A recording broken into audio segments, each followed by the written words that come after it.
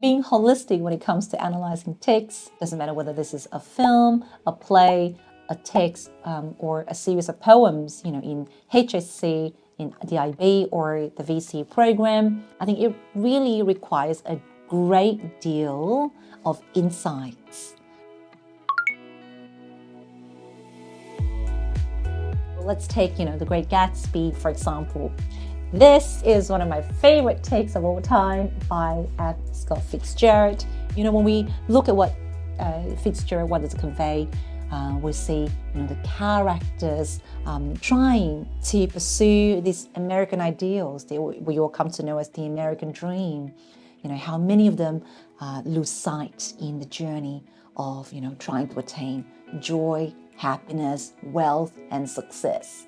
And thinking about what Jay Gatsby in the opening chapter, as what Nick Carraway observed, that him stretching his arm towards the dark water, trying to reach this green light, minute and far away. So we think about, the green light, symbolic of Gatsby's pursuit of his lost love, or, this ideal of what he thinks is a perfect future for him. But I think let's connect that, with what Fitzgerald wanted to convey to us as the audience, the modern audience of today's society, when we are pursuing what we see as ideal in a society, what are we actually losing sight of?